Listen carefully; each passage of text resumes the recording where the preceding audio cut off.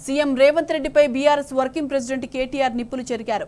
ఓవైపు తమకు కనీస సౌకర్యాలు కల్పించాలంటూ తెలంగాణ ఆడబిడ్డలు, గురుకుల విద్యార్థులు వీధుల్లో పోరాటం చేస్తుంటే ఇంకోవైపు హైదరాబాద్లో మరో జూను నిర్మించాలని సీఎం ప్రయత్నాలు చేస్తున్నారని మండిపడ్డారు. ఈ ముఖ్యమంత్రి విద్యార్థుల సమస్యల పరిష్కారం కన్నా జూ పార్కు నిర్మాణానికే ఎక్కువ ప్రాధాన్యం ఇస్తున్నారని ఆగ్రహం వ్యక్తం చేశారు.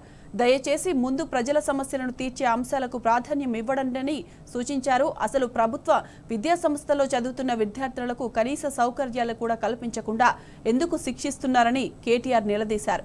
ఈ విధ్వంసకర రాజకీయాలను మాని ఉజ్వల భవిష్యత్తును నిర్మించే అంశాలపై ఎప్పుడు దృష్టి పెడతారని కేటీఆర్ ప్రశ్నించారు. అటు పాలమాకుల స్కూల్ను సందర్శించి విద్యార్థుల సమస్యలు తెలుసుకుని వారికి అండగా ఉంటామని భరోసానిచ్చిన బీఆర్ఎస్ నేతలు హరీష్ రావు, సబితా ఇంద్రారెడ్డి, కార్తిక్ రెడ్లకు ధన్యవాదాలు తెలిపారు.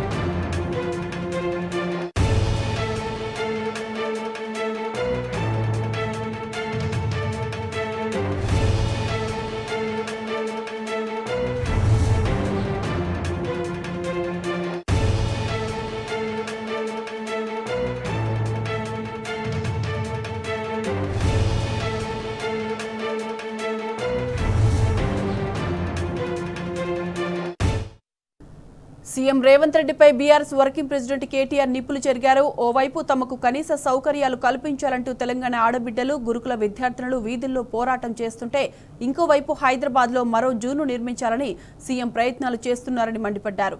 ఈ ముఖ్యమంత్రి విద్యార్థుల సమస్యల పరిష్కారం కన్నా జూ పార్కు నిర్మాణానికే ఎక్కువ ప్రాధాన్యం ఇస్తున్నారని ఆగ్రహం వ్యక్తం చేశారు.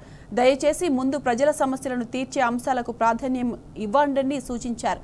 అసలు ప్రభుత్వ విద్యా సంస్థల్లో చదువుకున్న విద్యార్థులకు కనీస సౌకర్యాలు కూడా కల్పించకుండా ఎందుకు శిక్షిస్తున్నారని కేటీఆర్ నిలదీశారు. ఈ విధ్వంసకర రాజకీయాలను మాని ఉజ్వల భవిష్యత్తును నిర్మించే అంశాలపై ఎప్పుడు దృష్టి పెడతారని కేటీఆర్ ప్రశ్నించారు. అటు పాలమాకుల స్కూల్ను సందర్శించి విద్యార్థుల సమస్యలు తెలుసుకుని వారికి అండగా ఉంటామని భరోసానిచ్చిన బీఆర్ఎస్ నేతలు హరీష్ రావు, సబితా ఇంద్రారెడ్డి, కార్తిక్ రెడ్డిలకు ధన్యవాదాలు తెలిపారు.